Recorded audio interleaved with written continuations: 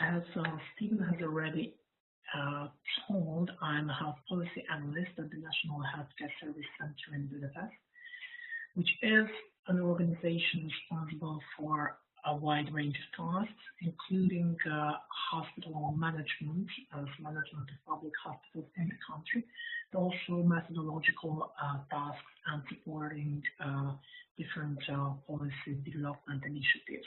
And in this framework, we are proud to be partners of the World Health Organization in developing evidence briefs for policy.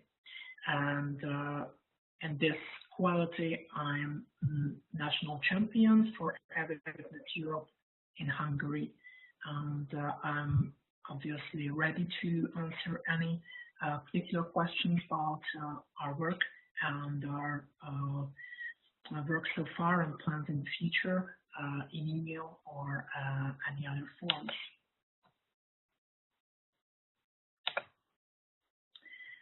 Today's presentation will be about a little bit about what EVIPNet Europe does, and a little bit about what we did in developing our evidence brief policy, and in particular, as Steve mentioned, the question we are with regards to knowledge translation and the process of evidence policy.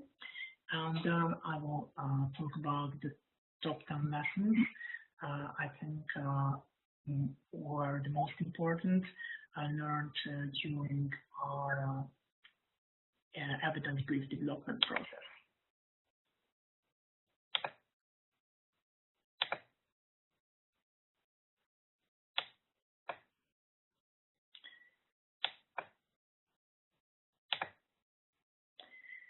EVIPNet Europe is a network of European member states of WHO, and its aim is to support knowledge translation from research to policy and to underpin the efforts of the WHO Action Plan to strengthen the use of evidence, information, and research for policymaking in the European region. It is also in line with the European Health Information Initiative and supports the achievement of sustainable development goals. Was established in 2012 by the WHO Regional Office for Europe. It is the regional arm of the Global EVIPNet Initiative, which is also supported by McMaster University as a collaborating center, and which on the global level was established back in 2005. The European EVIPNet network is composed of a secretariat, which operates at the WHO Regional Office for Europe in Copenhagen, Denmark, and consists beyond this of currently 19 member countries throughout the European region, which, as you may know, stretches beyond the boundaries of geographic Europe and includes countries of Central Asia. And these countries are mainly from Eastern Europe and Central Asia, but the network is also planning to expand towards Western Europe.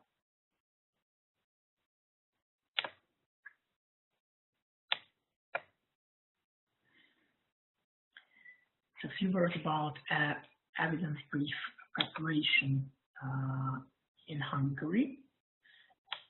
The evidence brief for policy we have prepared follows the structure and methodological rules developed by EVIPNet Europe and applied before by few countries, including Estonia. The evidence brief of which is already published on the WHO website. So the content has three key elements. First, the description of the problem. Second, policy options to address the problem. These are regularly of the number of three, as also in our case. And finally, implementation considerations about those policy options. Regarding format, the evidence brief tries to be very concise and is structured as a one-page summary of main messages, a 3-page executive summary, and a 25-page long full report. And this is followed by a list of annexes, including all the references, tables of evidence, and other sort of supplementary material. The main sources of information used to prepare the evidence brief are systematic reviews, if available. So this is the preferred source of evidence. But when they are not available, we have also used individual research studies. Grey literature plays an important role in the preparation of evidence briefs, with special regards to WHO guidelines, and in our case, the guidance of the European Center for Disease Prevention and Control, the ECDC, and also major public health bodies in leading developed countries and health systems. Expert knowledge and key informant interviews also make up to a very important part of the information base we have relied on.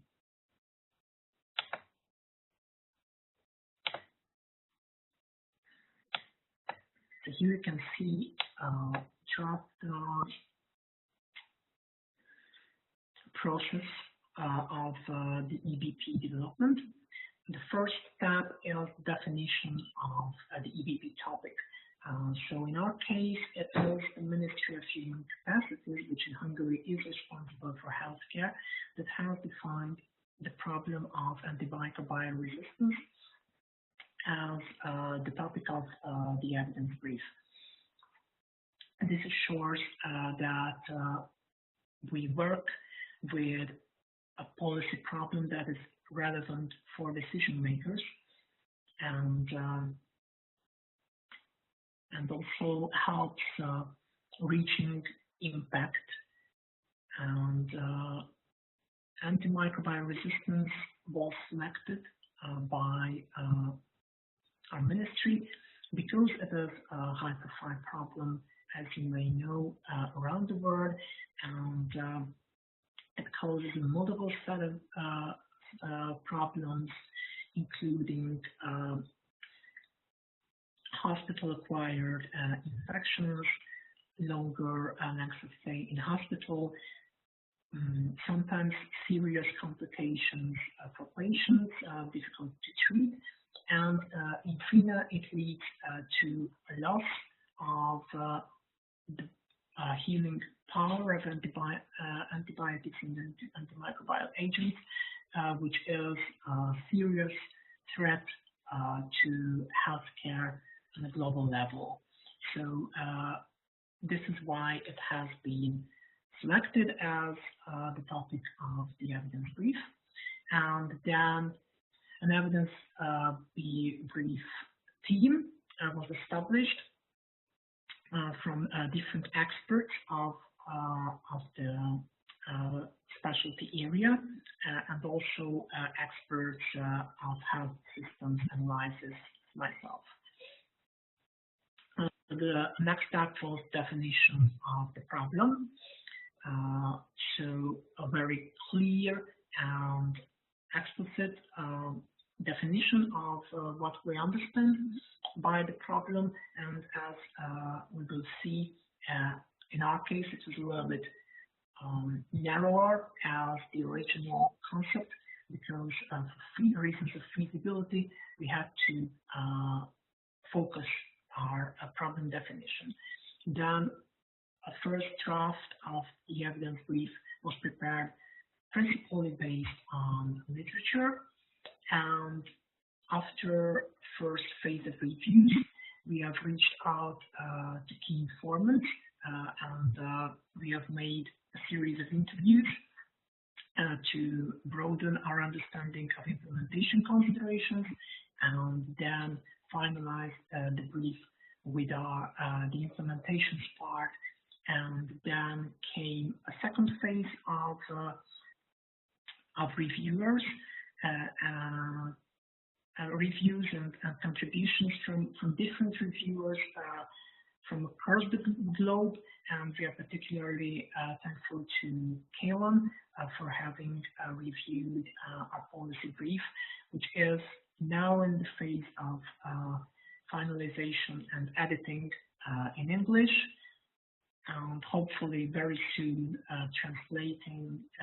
being translated into Hungarian, and the preparation of a policy dialogue, which is going to be held in early December, about with the involvement of the whole range of stakeholders potentially involved in the implementation of the policy options we proposed.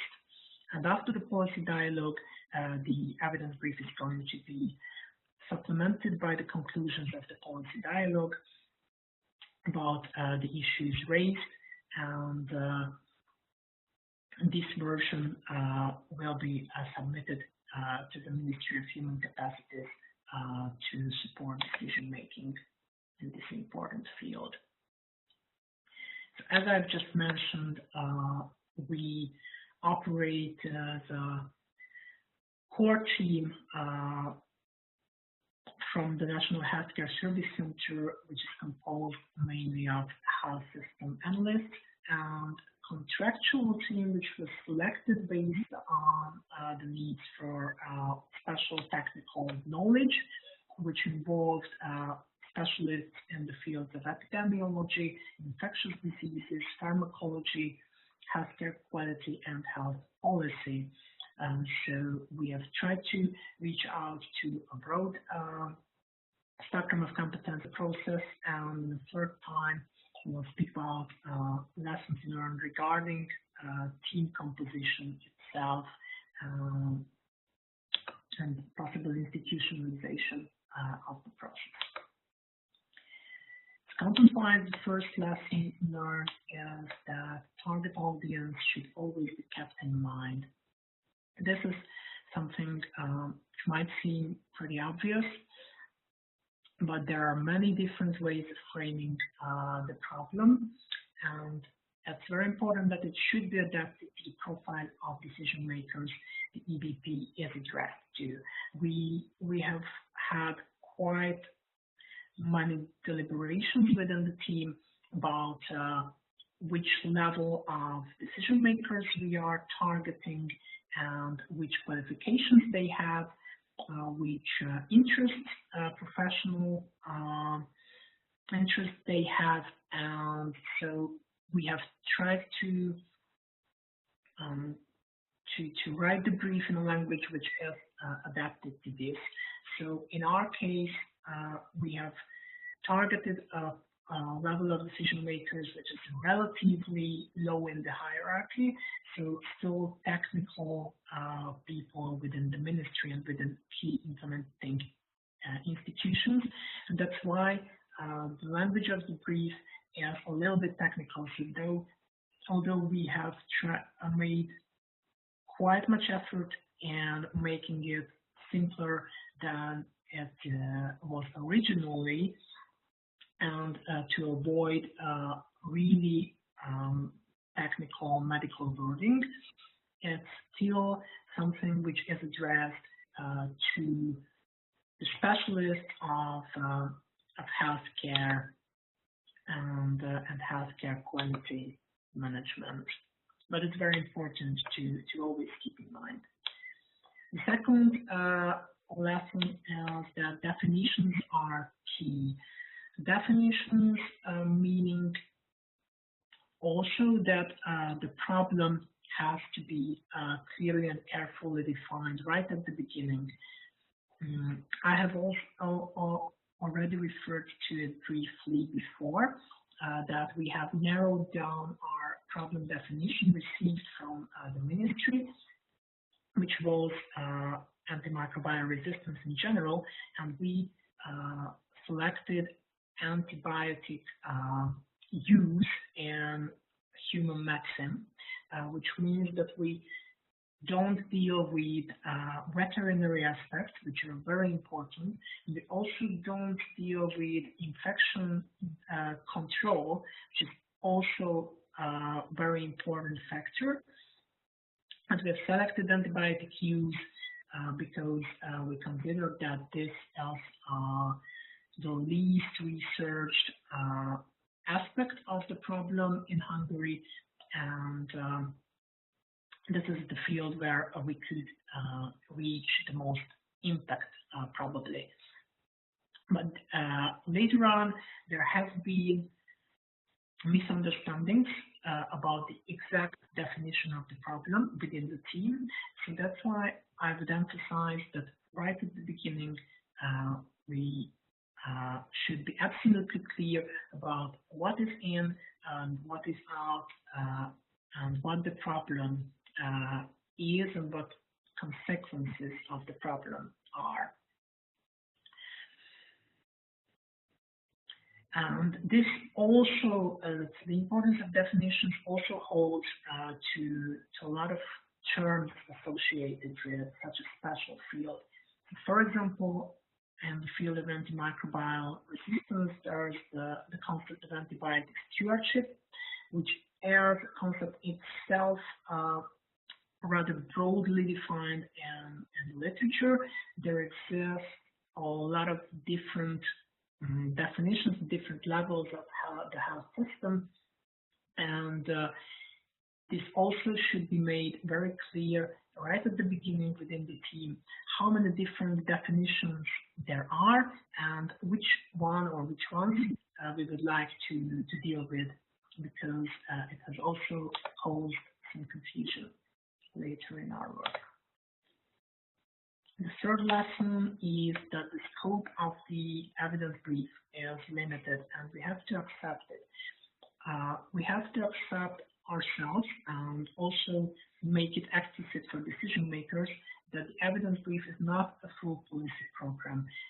So in the Estonian example, we are relying on, because it's the first example within EVIPNet Europe, the evidence brief is followed by special studies researching very narrow focused areas of policy preparation. The evidence brief is there to give support for decision makers to decide on the main lines of the interventions, but not to give details. And also regarding the evidence, we have to decide about how much detail of different aspects of the evidence and sometimes counter evidence will be included in the brief. And also the breadth and depth of policy options should be made clear at the beginning as much as possible, again, in order not to be confused and also not to have too high expectations, which 25-page document cannot fulfill. So these were lessons learned about content, and then I will move on to lessons about methods and organization. The fourth lesson is that EVP preparation takes time. In the Hungarian case, it has taken a little bit more than a year, which is a lot longer than it regularly is, which is due perhaps to the fact that it is our first evidence brief, and also that we were working with experts who are very busy, so we could not have them full-time on board. But still, we have to keep in mind that that's a relatively long process, and even if it does not require original research, it takes time. On the other hand, and it's also very important that for knowledge translation, there are time windows of opportunity where time is right for decision making in certain areas. So it's very important to keep in mind those deadlines. And in our case, timing is fortunate, so might be a little bit late, but not really, because this autumn is a period when multiple projects are just starting in the area of antimicrobial resistance. So we hope that we are contributing to the launch of these projects with our work.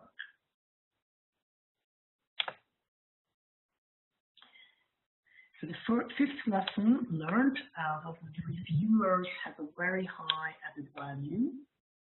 So as I have mentioned, we have reached out to multiple reviewers from different disciplines, medical and healthcare organizations from around the world, obviously within Hungary, but also from many different countries. The WHO Europe Secretariat played a key role. Their oversight was continuous, and they gave us a lot of feedback, which was essential. But we are also grateful, as I mentioned, to Kayla and other reviewers who have seen the document, including the whole EVIPNet Europe network, because we had a meeting in June in Bratislava, where most EVIPNet Europe countries were present and expressed their opinion and comments on the evidence brief draft, which was indeed very helpful. The sixth lesson is that the search strategy should be broadly defined in order to consider the most possible aspects which can crop up afterwards. Obviously, not all the evidence is a database of published literature, so we have to reach out to great literature, key informants, and expert knowledge, but it's very important to plan all this ahead and to define the scope and the problem in a way that the search strategy can include all the aspects of that scope and that problem definition. This is why it's very important to clarify those right at the beginning of the process. And in our case, of course, there was a predefined search strategy which worked well for the main concepts of antibiotic use, but we also, within the process, we found a lot of new areas where we had to launch little side researches, and that's not ideal. So I would recommend really to consider all the possible fields that should be included in the beginning. The seventh lesson learned was the continuous discussion within the working group is very helpful.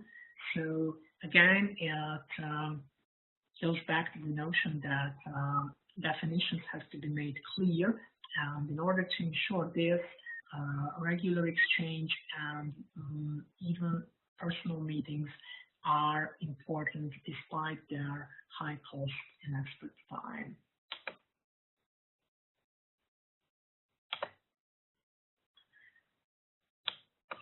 The eighth lesson would be regarding team composition already.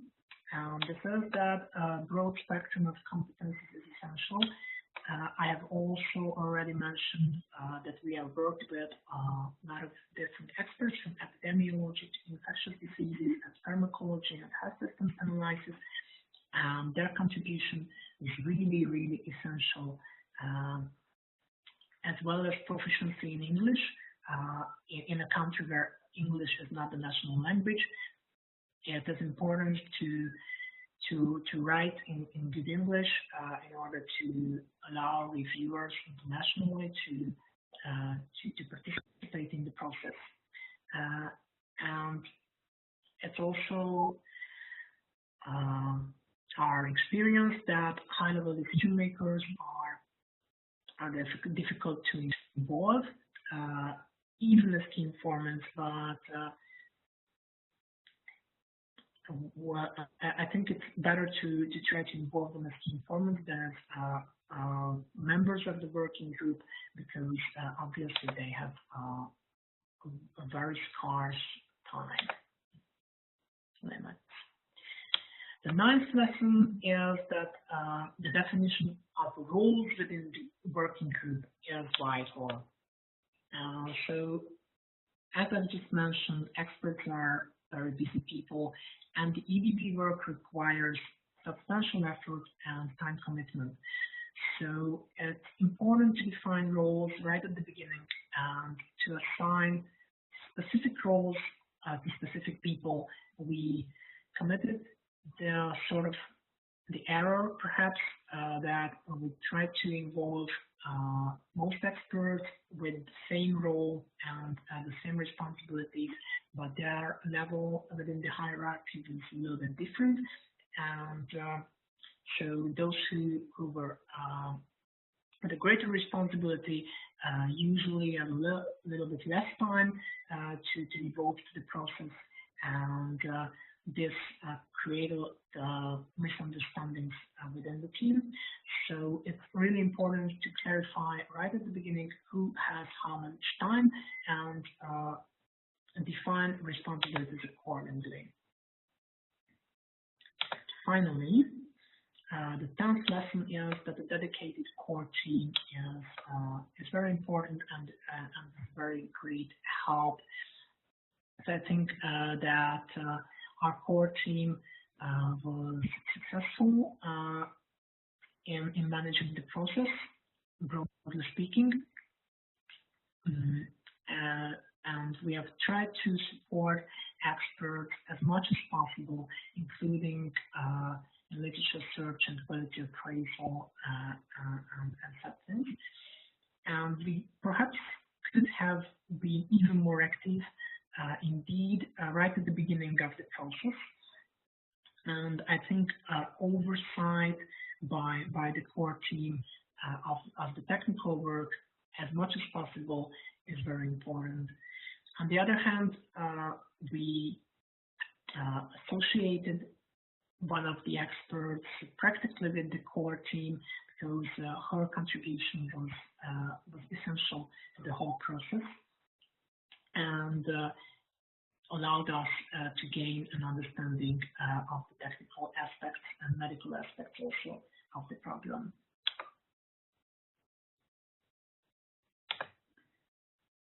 So to sum up with some conclusions, it is very important to work with the right people, and I think we have the privilege to do so. It is also very important that roles and responsibilities and the workload should be planned and explained in the beginning to everyone who would be involved in the process. It's also important that definitions should be clear and shared by everyone on the team right from the beginning, and actual personal meetings of the authors can help in achieving this. And finally, I would emphasize once again the importance of the contribution of reviewers, because though it takes time and has to be thought ahead, it makes the evidence base a lot more robust and also hopefully a lot easier to understand for decision makers. So with this, I would like to thank you very much for your attention, and I give back the floor to Kate. Kaylin, I think. Thanks, Balázs. Yes, for sure. We'll have Kaylin provide some comments on your insights and some other feedback on his experience. Great. Can you hear me, Steve? Yes. Great. So thanks so much, Balázs. I've had the pleasure of meeting you in person once, but online many times before that. So it's great to see that we're at the point where we can share some of your experiences, because I think unlike a lot of others who have tried to do this, you bring a lot of hope to those who are starting from scratch and really trying to push forward the process with, not necessarily as much time or as many resources as other groups around the world, but you've been able to pull it off to an extremely high standard. So thank you very much for sharing your experience with us. So I just had from, I call it the perspective of an informed insider, because I was privy to a lot of the process, as you mentioned a few times, Balázs, at different stages. But I had three major reflections and one new insight that I thought I'd bring to the table. So I'll work through the three reflections first, and I have implications of the reflections as well that I'll get to, and then I'll switch to some of the new insights I think we might be able to bring to the table from the presentation and also from experience here at the McMaster Health Forum. So the first major reflection I had from the process is that it's really helpful to have access to a community of practice, and we're increasingly using that term.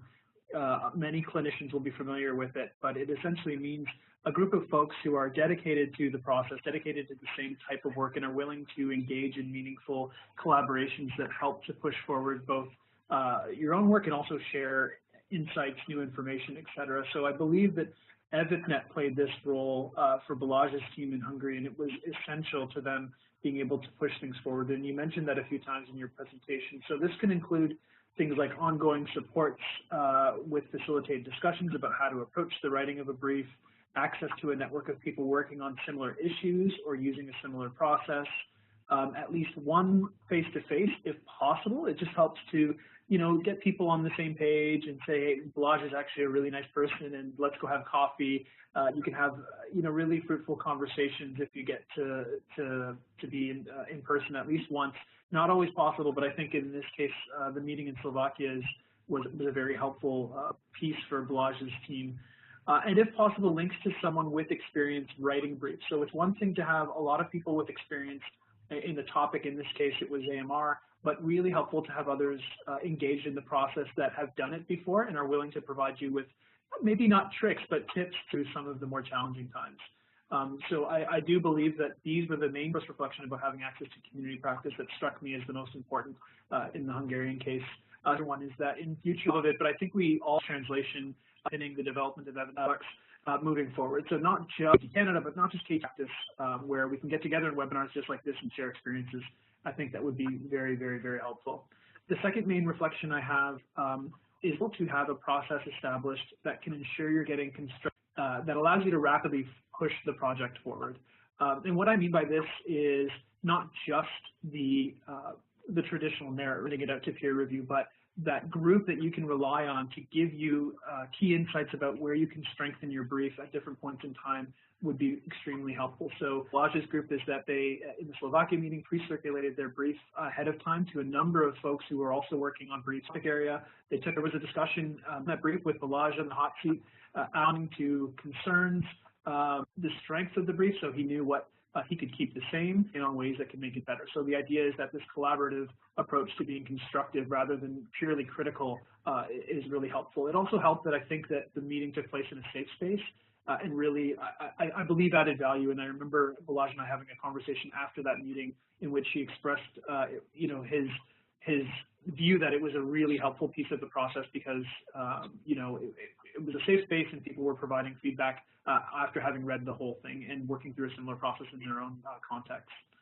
The implications here, I think, is, it doesn't have to be the same process that I just outlined that Balázs's group were able to initiate, but I think it's important to figure out if you're developing an evidence brief or undertaking any type of similar synthesis project to get informal constructive feedback. So again, it's really helpful to have those critical appraisal pieces in place when you have, for an expert committee reviewing it, merit review, et cetera, et cetera. But those informal approaches to getting constructive feedback are just as important. So I think for all of us, we should consider ways to figure out at the beginning of a project on how that can be achieved. The third major reflection I have, and this is more about reflections on how similar the experience Balázs just shared with us is with my own in writing briefs at the forum and with other partners, is that you need to have process people as well as those who are experts in the topic. So it's not just about having people who know everything under the sun about AMR and health policy, but it's also about people who can tell you the key milestones you need to hit when developing an evidence brief, specifically if you're actually planning on pushing it forward into a dialogue as well. Another thing is that problem framing, while it's the most important part of the process, Balázs brought it up specifically, it's also the toughest part. There are many different ways to approach it. So there are many different ways you can frame a problem depending on the political context, and different framings may work in different political windows. So we need to acknowledge this early in the process, and we need to have buy-in from everyone involved in the project that you're framing things in the correct way. Another thing that Balázs brought up is that you need to set expectations for what the product, in this case an evidence brief, will look like at the end.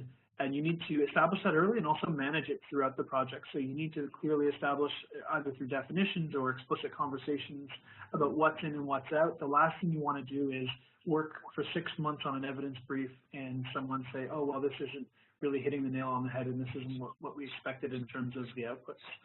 So the implications, I think, from this reflection are really not underestimating the need to be strategic in both how you're framing the problem for the political context, as well as engaging key stakeholders. So that's my main implication for the third reflection. The new insight I have to provide is based on experience that we have at the McMaster Health Forum. So we're close to our 50th brief and dialogue process, and I just wanted to open this up as a consideration for others, that it does take a lot of time to do this, but the approach, once you have it zeroed in on something that your team is efficient at doing and can turn around in relatively consistent ways to a specific standard, it can be flexible. So you don't necessarily need to take 6 months every time you're developing an evidence brief. You just need to be clear about which parts of your established process are going to be adapted to fit in new timelines. So if a window of opportunity opens, you never want to say, well, we can't do that in 7 weeks because it takes 6 months to write a brief. You want to constructively think through, given our established process that we know is extremely efficient, given our team members and our expertise, how can we adjust this to adapt to the current policy window? So we've went from terms of reference to brief dialogue for very specific priority issues in less than 2 months, around 7 weeks, and we've done that only in a few occasions. We don't make a habit of it, but it is possible. So you need to make tweaks to your process, but the first part is getting that process locked down and figuring out what works for your team. Another piece that I wanted to provide as a new piece of insight that comes from experience, really just that similar topics. So if you're addressing different types of strengthening primary care issues, it could be that you have elements in or options in your evidence brief that have lots of overlap, and so there's similar evidence as well. So this has implications for perhaps saving time with research, data extraction. There are many ways to make the process more efficient. So I think the implication of all this is establish an approach that works for your team, that you can refine and get to a point where you're extremely efficient doing it. So this comes with experience, but be prepared to be flexible and build on what you've already done. So that's the big reflection piece from me, from my perspective as an informed insider, and I'll pass it back to the audience, I guess, for any questions and anything that Balázs would like to add to what I just said. Great. Thanks very much, Kaylin. As you said, we'll open up the discussion for questions and answers from the audience now. So please use the chat box in the bottom right of the screen to ask questions or share any comments on what you've heard here today.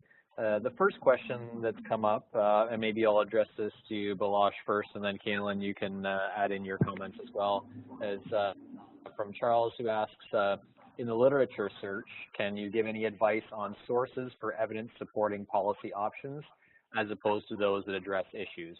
And who provides evidence or advice on which specific options are feasible in context? Thank you very much for the question. We have focused on, as I mentioned, published evidence and systematic reviews first, and expert knowledge in the second time. So we have identified the main causes of the problem based on the literature. So we have analyzed data of antibiotic consumption in Hungary, have reviewed relevant literature of what the possible causes of antibiotic misuse on different levels of the health system may be, and compared these to the actual data. We have identified the key areas of the problem. Based on that, we used expert knowledge to select a bunch of options to address those problems. So we had 3 options. That is not a high number. So we had to select between possible ways to move forward.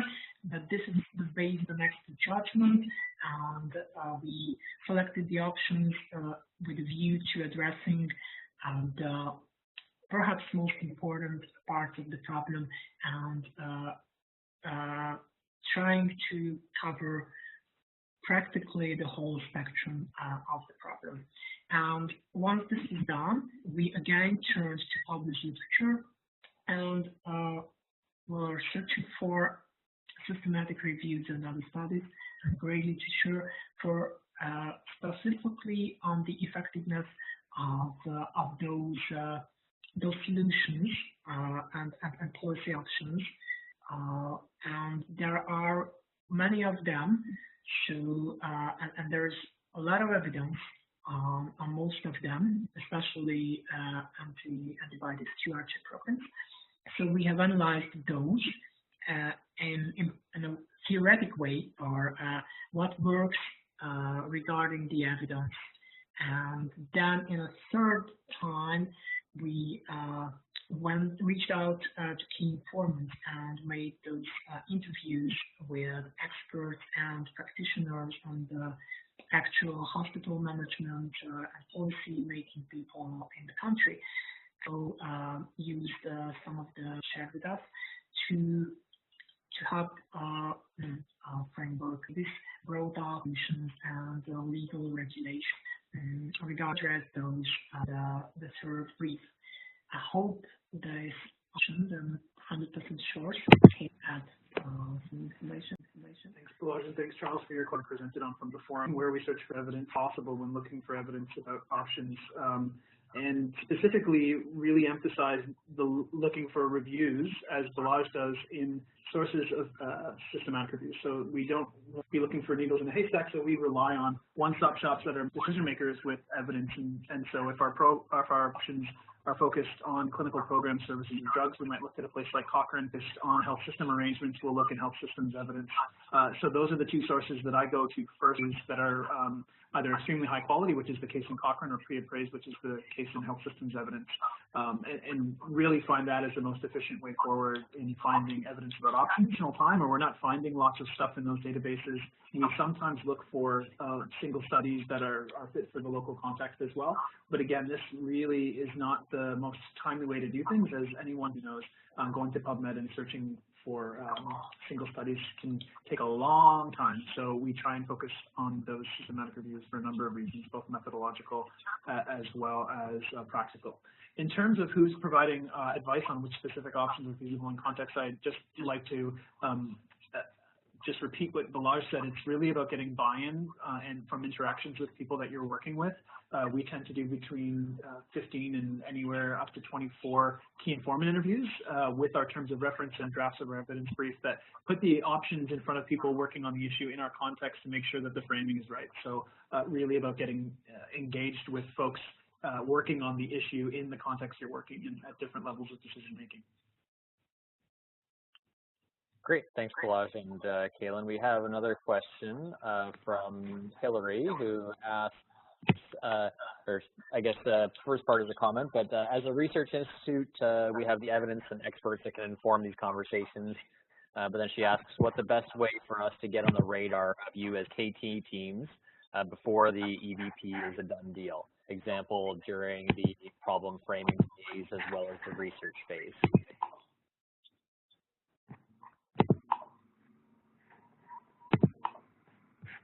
Kaylin, do you want to take that first, and then Balázs can?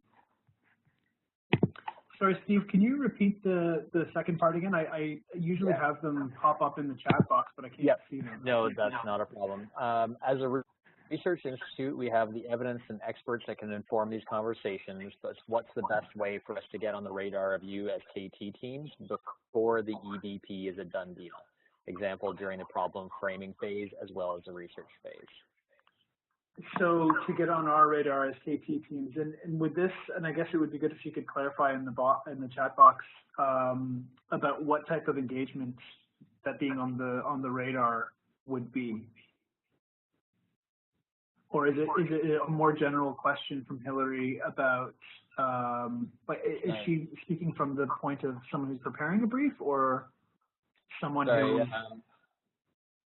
No, so her answer to your question is in providing emerging evidence. So as a research institute, that they have how can they so she adds in here, ensuring those research gaps, opportunities, needs are understood. So basically, how can they inform the process and know, for them to be on your radar or Balázs's radar to know how to get involved, I think is the gist. So that's a great question. I don't have a really stock answer for this because it's the first time anyone's asked this question. My own experience in this is we have lots of connections with people in different institutes, depending on the topics they're working on, that generally forward us new products they're developing, and we will include them in health systems evidence if they're one of the document types that's relevant. But sometimes it's just good to know, for example, that a group is out there publishing syntheses of evidence or policy relevant documents that we might need to circle back to at some point. So if you don't have a listserv, it could be the case that you just shoot a quick email and let us know every time something new is available. I know that one thing that we do from the forums perspective, Steve, is we have a monthly newsletter that has subscribers who get updates about what we're publishing. So it could also be, Steve, that you weigh in on this about the process of communicating with others about, new things that your group is producing that might get on the radar of others as well. Sure, absolutely. Well, I mean, I'm the lead of communications for the forum, so and a big part of what I do is certainly through social media. So that's certainly one avenue that I feel is a great way of sharing your information. I think there's a lot of individuals and organizations that are working in sort of health policy space that are online, whether that's Twitter or Facebook or LinkedIn or there's any number of other platforms that you can look at as well. But I think they're a great opportunity to not only share your resources but engage in some discussion through that. But like Kaylin mentioned as well, I mean, having vehicles, and they don't even have to be very complicated, but regular e-newsletter, whether that's monthly or quarterly or whatever from your organization, to share new work that you've done or new projects you're working on, or resources from others. Looking also at newsletters that others are putting out where you might be able to contribute content is another option as well if you're not in a position to necessarily produce your own newsletter as well. So there's a number of groups like KT Canada is one example here in Canada that they'll certainly help to share work that other related organizations are doing. Obviously that's Canadian focused, but I'm sure there's others internationally that be in a sort of a similar position as well. So, Balázs, did you have anything else to add to that? No, I don't think so. All right. Indeed. And one thing I'd want to mention to Hillary as well is that we don't approach that process unsystematically as either. So we generally think through all the key stakeholders that we would need to approach through any communication strategy we have. So it could be as elaborate as coming up with a 10-point plan for communications for your entire organization, but it could be as simple as an output is about to be released from your group, and then you map out the key stakeholders, whether it's KT organizations or topic-specific institutes that might have an interest in your output, and you're just strategic in thinking through who the players are and getting it on their radars, in a timely way. So even if I, for example, were to receive a new output from a group, I would, I'm really adamant about filing my emails and remembering if people are producing different documents, and tend to circle back to those places when I'm developing a brief. So I think it works just by reaching out to individuals and organizations if you know that they're doing the type of work that could use your outputs. And to Caitlin's point, I mean, it's something that's that is a good thing to know too, even if it's not an immediate connection. That sometimes just having in the back of your mind that, oh yeah, I remember that group did something 6 months ago on that topic. I should go and ask them, and see what they're doing now, or so sometimes it's not always an immediate payoff, but something that comes up down the road. I don't see any other questions that have come in, but certainly feel free to add any others in the chat box if you have any. But in the meantime, Balázs and Caitlin, do you have any sort of last comments or other insights that you'd like to share?